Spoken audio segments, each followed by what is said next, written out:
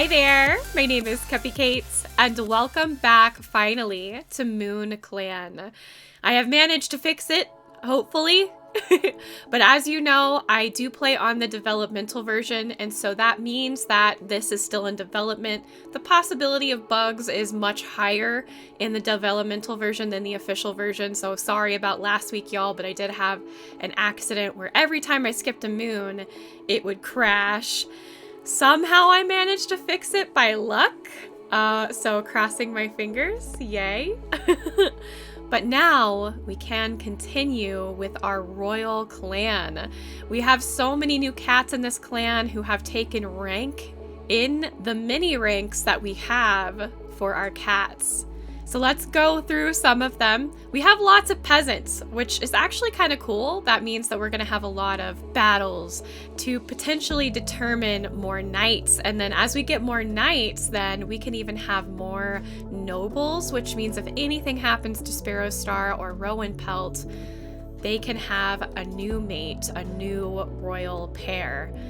But the biggest thing that happened last time was the birth of precious little Cupicate, our prince, our very first prince to be born, our precious child that we waited so long for. How many moons is it? 25 moons. That's actually not that long. I'm just impatient. But now I can go into Cupicate's history and his special tab, and I can mark him as the royal prince, heir to the Moon Clan throne. But he will need a noble to be his queen. So we're gonna have to keep an eye out for a potential young female that may catch his eye when Sparrow Star and Rowan Pelt either retire as royalty or something bad happens and they pass away. Let's hope for the former and not the latter. So I've went through every single cat and written down in their history tab what their rank is. Royal Doctor, peasant from joining, a knight. I even have born peasant, so I've been trying to write down everything that I can recall from our previous games so we can keep track. As we get more cats, it's going to be imperative that I keep track of that. So after that terrible duel that happened between Slowfoot and Baleohorn, where Slowfoot did pass away after his ambition got to him, something awakened in Sparrow Star. He enjoyed watching that fight. It was very exciting. However, he isn't going to jump into wanting to see fights to the death. But a thought did pop into his head. If a cat fights to be a knight and loses, there should be a punishment for that, and he's thinking exile. This can do two things. One, it shows that there is actually importance to fighting as hard as you can to be a knight, meaning truly the most powerful or smart or agile cat will become a knight, but the other should be exiled if they can't protect the crown. Also, it fixes a problem where if there isn't enough food to go around, this could mean shrinking down our cats, but he doesn't want to see his cats die. Sparrow Star is a loving king. Even though he is distant and lonesome in many ways, he doesn't want to see even the lowest of ranking cats die in a duel. And so he will take a moment to call upon all of his cats, to call a meeting of all ranks and discuss this, saying that we have many in the clan now, and I encourage for you to have duels, and for the nobles to have trials, to have more nobles. But he does not want to see any more death. And while Slowfoot's death could not be helped due to Slowfoot's own ambition, Sparrow Star does not want to see any of his subjects die.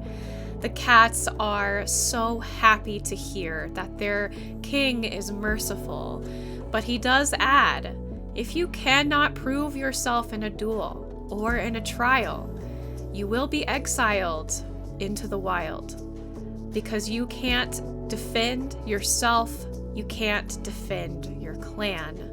You have no place amongst our ranks. So he's merciful in, you can have a life beyond this clan, perhaps join other clans, but if you lose, you have no rank here. So Sparrowstar is really stepping into his royal rank as king of all of these cats, feeling that power, but reminding himself that just because he has power doesn't mean he should abuse it. And even his queen, Rowan Pelt, who is recovering from a birth of their firstborn son, agrees that this is an excellent way to make it more of a challenge, to make it more meaningful to the cats, while also protecting their amount of food so that the cats don't starve and leaf bear. With that, he will send all of the cats out to have a patrol for this moon, and then we'll determine what cats will duel and what cats may start a trial to become a noble. So I decided to send a really large group of cats out to patrol the borders, many of our peasants in fact.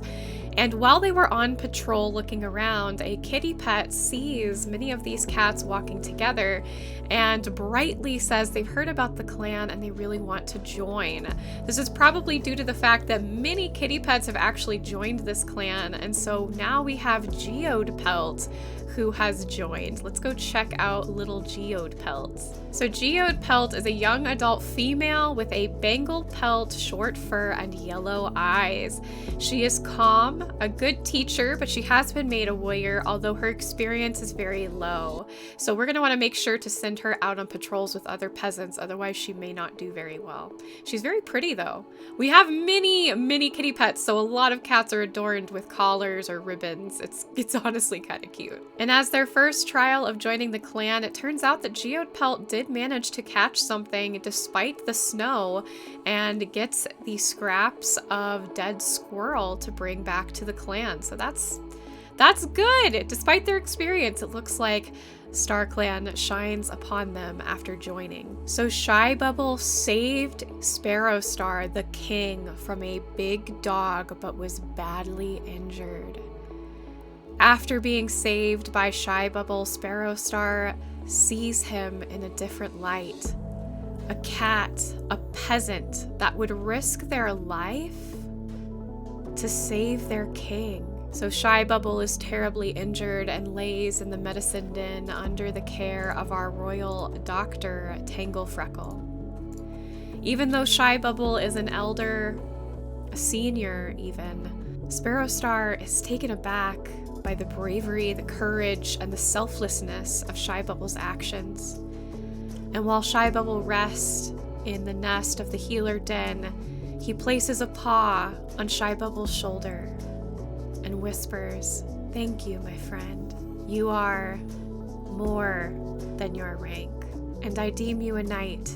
I hope that you survive long enough to hold on to that title, but if you don't, you will still die a knight." So because of this brave action that Shy Bubble has done, Shy Bubble's been knighted by Sparrowstar for saving him. I think that is so cool.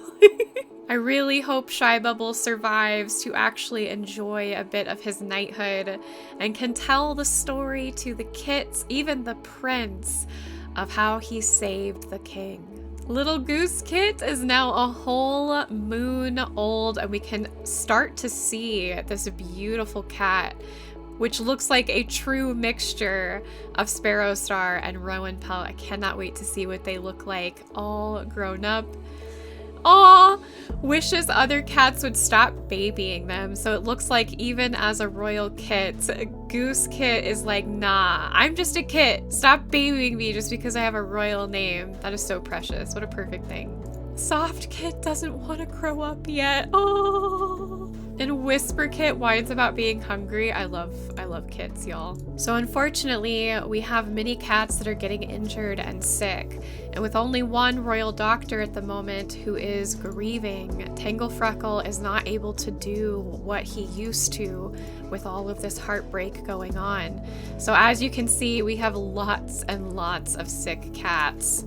Very concerning. But it means our patrols are short. However, there aren't as many situations where our peasants or even our knights want to do duels or trials right now because there's so many grieving, sick, and injured cats. So for ceremonies, Hare is watching with pride as Whisperpaw is named and given to Quilltooth to apprentice under. Oh, so Quilltooth the Knight has taken an apprentice of a peasant. I'm gonna actually allow this. Like I said, I think, you know, sometimes knights will take on squires, so I think this could be very good. And if Whisperpaw does well, perhaps they can become a knight as opposed to staying in the peasant rank just by squiring. Interested in herbs and their kithood, Softpaw is eager to apprentice to Tanglefreckle. I may actually change that. Because Softpaw is indeed a peasant, I do know that the royal doctor does have to be a noble. So we may change over Softpaw. It might break their heart a little bit to apprenticing under either a knight or another peasant. But as congratulations either way, Softpaw was given crow feathers. Tanglefreckle watches from the side with a jealous glint in their eye. See, Tanglefreckle's already jealous of their own apprentice potentially, so I just don't see this working out. Maybe it was something where Rowan Pelt thought it would be okay, and now Tanglefreckle's gonna go to Sparrowstar and be like, this just simply isn't appropriate for me to have a peasant apprentice under me, and so Softpaw is gonna get moved. Icy River was burnt alive while trying to save Wheatcrawl from a fire. That is so dark. So Icy River, our oldest knight, I believe, pulled Wheatcrawl, another knight, from a fire. What a grand last duty of being a knight, by saving your fellow knight. That's incredible. It's just a shame that they had to die in such a gruesome manner. The past moon, Icy River has taken their place in StarClan. MoonClan mourns their loss, and their clanmates will miss the spot they took up in their lives. Moments of their life are shared in stories around the circle of mourners as those that were closest to them take them to their final resting place.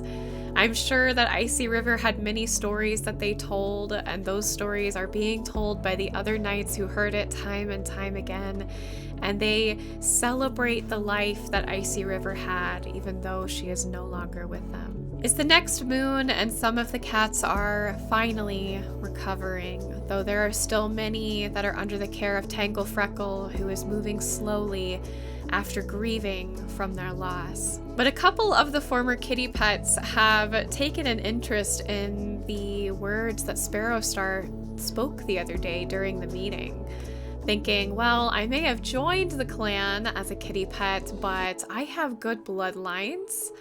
I have excellent breeding bloodlines, and I could be a noble, but first they have to be a knight. So some of the kitty pets have been talking to each other, two in particularly, one of those being Lilith. Now, Lilith is old.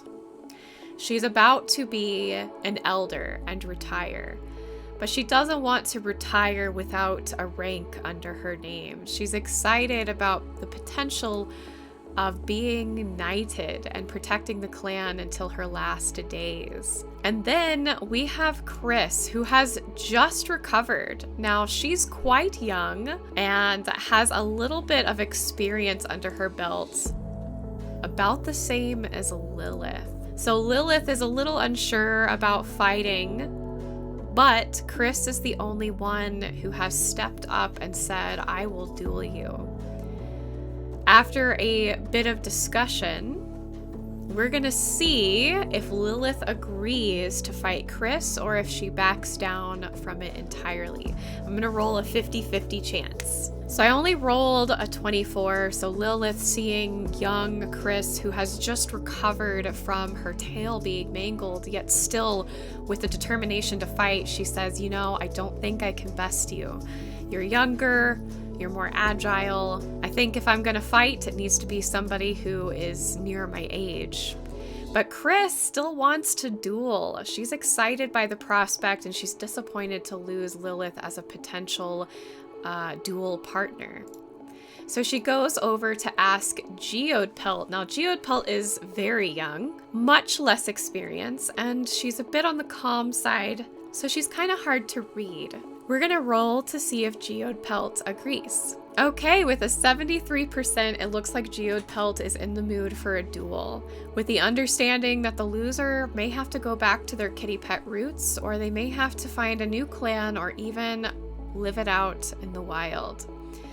So I'm gonna go ahead and go through here to see what pluses or minuses I need to add for these cats, and then we're gonna have our duel. So for Geodpelt, since she's younger, I'm actually going to give her a +1 in the fact that she is a little more agile being younger, a little more slim, and so that's a +1. She has under 100 experience, so that's a -1. Good teacher is a -1.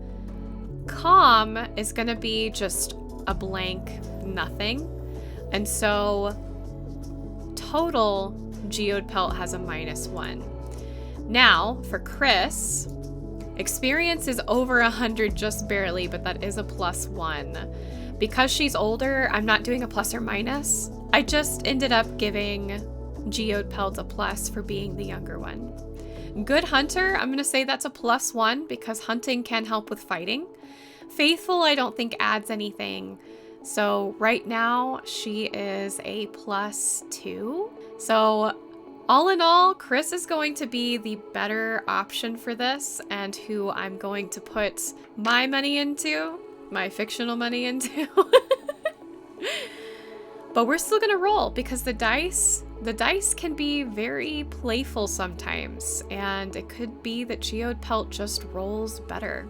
So Sparrow Star comes down from his rocks and he calls all of the cats to this great, exciting event where we are going to have a duel. Both cats understand that the winner will be knighted, the loser will have to go their way. Despite this, they have agreed and they're excited to duel and see who becomes knighted. They're taking this very seriously. So I'm going to be rolling my d20s. It is going to be best 3 out of 5 to give them kind of a bigger chance of who wins. And sparkly die is going to be Geodpelt, and dark purple die is going to be Chris. Let's roll. Geodpelt, knowing that she may be at the disadvantage, decides to push herself extra hard to get the first hit in. Sparrow Star calls for a start, and Geodpelt is on Chris like that. Chris barely has enough time to react, surprised at how quick the other female is at fighting, and so it starts. Geodpelt gets the first hit.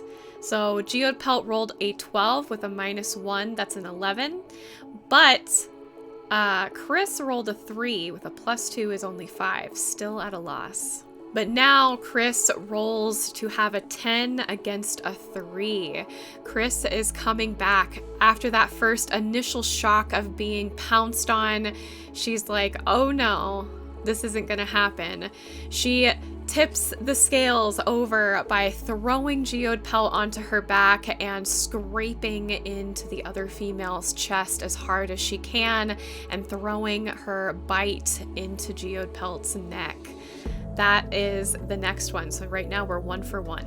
Ooh, so Chris rolled a natural 20 against a 13. So that's 22 against 13.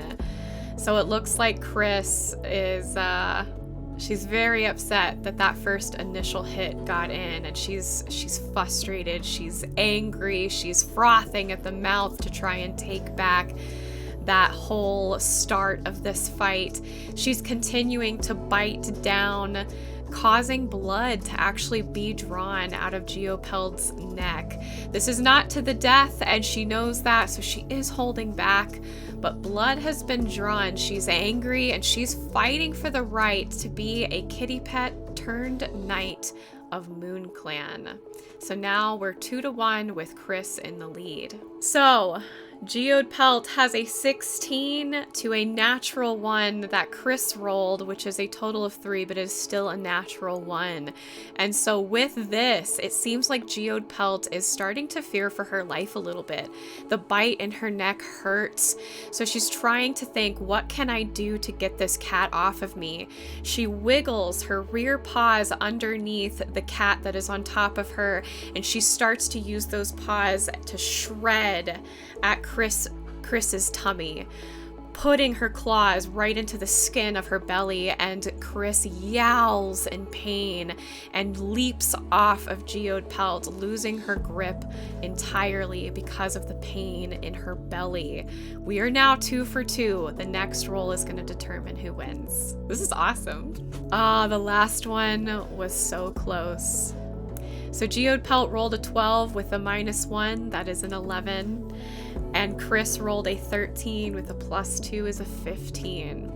So Chris, after being ripped apart on her belly, goes back into Geode Pelt full speed, tumbles into her, ripping into her shoulder with her fangs, and the fight is called off. Sparrow Star has seen enough. He says, "Quit. I know who will be knighted." The 2 females will stop immediately, respecting their king. Geode Pelt is bleeding from her neck and from her shoulder, while Chris is ripped up on her belly. Her fur is patchy underneath, and many clumps of fur are all over the floor of the cave, mostly just her fur. Sparrow Star goes to both of them and says, "You both fought very well, but there can only be one winner." He turns to Geode Pelt and says, "You did well. You are young, you are strong, and you are agile. But Chris has outplayed you. You are exiled from Moon Clan. May Star Clan bless your path." And with that, Geode Pelt can do nothing but say goodbye to the cats that she had grown close to in the short time that she's been in the clan, and she leaves. It's easier for her to leave because she's only been here for such a short time, but there still is a tug of sadness in her heart as she sees these cats go, and she walks on into the night. Chris, on the other hand, will be knighted from Sparrow Star. And with that, we gain an extra knight, but we do lose a cat to the clan. The clan has been big for quite some time, but they need to get more cats or have more babies if they want to keep the clan high in its population. But that is all the time I have for this episode. That last bit was very exciting. I hope you liked it. I certainly did. If you did, make sure to tickle and poke that like button, subscribe to join our family if you haven't already, and jingle the bell to get notified of when I post more clangen videos. Thank you all so much for watching. It means so much to me. And I will see you next week. Actually, I will see you on Friday for more of Moon Clan. Bye!